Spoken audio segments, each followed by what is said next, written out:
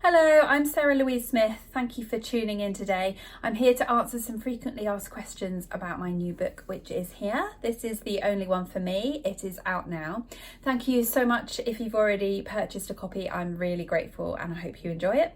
If you haven't, then it's available as both a paperback and ebook on Amazon, so please go and check it out. So, frequently asked questions about this book. So the one that I get asked the most is what's this book about? The obvious one.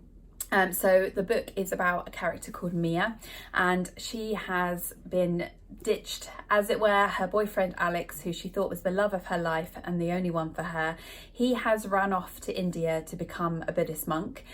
He's just run off really suddenly, and Mia can't really cope with this. She falls into a depression.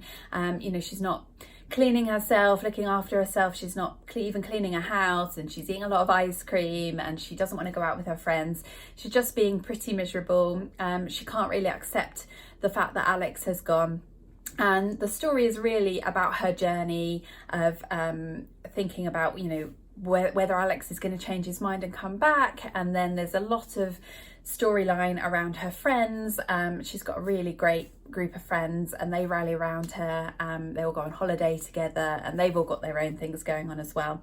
So if you'd like to find out what happens to Mia and whether Alex comes back or not, then please go and read it and check it out.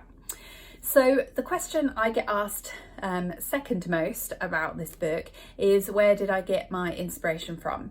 So I'm not really sure about the whole Buddhist monk thing. I read a lot of books about Buddhism, and I've read some books that are written by Buddhist monks, and I guess one day I kind of thought, I wonder how that feels for the family of the people who decide to become a monk. That must be quite a shock, and I guess then that's where the inspiration came from for the story. Regarding Maria's friends, so I've got a really great group of friends. I never used to. I used to have such bad anxiety and problems mentally that I wasn't very good at maintaining friendships. So I've worked really hard, now that I'm a bit better mentally and less anxious, to build some really great friendships. And I've got a really great group of friends, and when I'm with them, I just have fun and everything's relaxed and easy, and I have just brilliant time. Some of them I speak to almost every day, and I just feel they're really supportive. And actually, friendships are a really important part of my life and of Mia's. So I wanted to take some inspiration from my own friendship groups and build that for Mia, and show that actually when you've got a really great group of friends, you can overcome things, and it's not just your romantic relationships that are important. So if any of my friends are watching, the characters aren't based on you at all. Any similarities are completely coincidental, but the whole concept of having a fantastic group of friends that are really important are inspired from my own life. So lastly, the last frequently asked question that I get a lot is, why has it taken me so long to publish another book? So that's a fair enough question. It's been almost 3 years since Unrequited Alice, my last book, came out. And there are two reasons, I suppose, for the delay.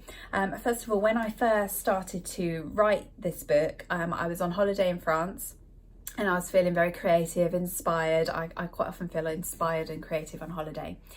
But while I was there, very sadly, my sister-in-law, Susie, died. She was only 41. It was very sudden, very shocking. We rushed home from France to deal with everything and see my in-laws. So the book is dedicated to Susie.